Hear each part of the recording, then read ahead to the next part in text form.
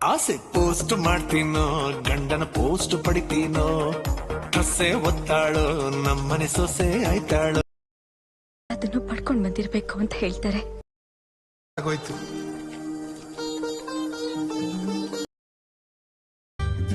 ಸರ ಕುತ್ಕೋ ರೆಡಿ.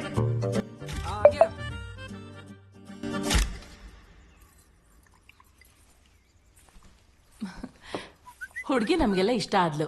ವರದಕ್ಷಿಣೆ ಅಂತ ಏನು ಬೇಡ. ಮಗ ಏನೋ ಬಿಸ್ನೆಸ್ ಮಾಡ್ಬೇಕು ಅಂತಿದ್ದಾನೆ. ಹುಡುಗಿ ಗೌರ್ಮೆಂಟ್ ಕೆಲಸದಲ್ಲಿ ಇರೋದ್ರಿಂದ ಮುಂದೆ ಅವನಿಗೆ ಸಪೋರ್ಟಿವ್ ಆಗಿದ್ರೆ ಅಷ್ಟೇ ಸಾಕು.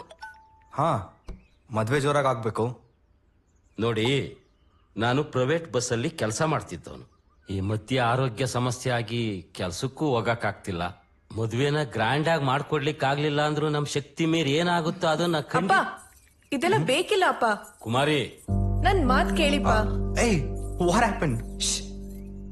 ಮೂರೊತ್ತು ಮೊಬೈಲ್ ಅಲ್ಲಿ ಮುಳುಗಿರೋ ಇಂಥವ್ರಿಗೆ ಮದ್ವೆ ಯಾಕೆ, ಸಂಸಾರ ಯಾಕಪ್ಪ? ಇವ್ರಂತ ಸಂಸ್ಕಾರ ಇಲ್ದಿರೋರಿಂದಾನೇ ಇವತ್ತು ಸಂಬಂಧಗಳು ಬಿಸ್ನೆಸ್ ಆಗ್ತಿರೋದು. ಹೇಯ್ ಯು, ಏನ್ರಿ ಮರ್ಯಾದೆ ಎಲ್ಲ ತೆಗಿತಾ ಇದಾರೆ? Bloody middle class people. ಬಾರಮ್ಮ. 23ನೇದು ಆಗಿಲ್ಲ. ಏನ್ ಪ್ರಪಂಚದಲ್ಲಿ ಇವ್ರೊಬ್ಬರ ಮನೆಲ್ಲ ಹೆಣ್ಣಿರೋದು? ಯಾಕಮ್ಮ? ಅಪ್ಪ ಹೋಗ್ಲಿ ಬಿಡು ಕುಮು, ಈಗ ಏನಾಯ್ತು ಅಂತ ಇಷ್ಟೊಂದು ಬೇಜಾರಲ್ಲಿದ್ಯಾ? ಏನಿಲ್ಲ ಕಣೆ, ಮದ್ವೆ ಅನ್ನೋದ್ 2 ಮನ್ಸ್ಗಳ ಮಧ್ಯ ಹಾಕೋ ಬೆಸ್ಗೆ ತರ ಇರ್ಬೇಕು. ವ್ಯಾಪಾರ ಆಗ್ಬಾರ್ದಲ್ವಾ? ನೀನ್ ಹೇಳಿ ಸರಿನೇ ಕಣೆ, ಆದ್ರೆ ಎಲ್ಲದಕ್ಕೂ ಸಮಯ ಕೊಡ್ಬರ್ಬೇಕಲ್ವಾ? ಜೀವನದಲ್ಲಿ ನಾವ್ ಅನ್ಕೊಳ್ಳೋದೇ ಒಂದು, ಆಗೋದೇ ಇನ್ನೊಂದು. ಆದ್ರೆ ಆಗೋದೆಲ್ಲ ಒಳ್ಳೇದಕ್ಕೆ.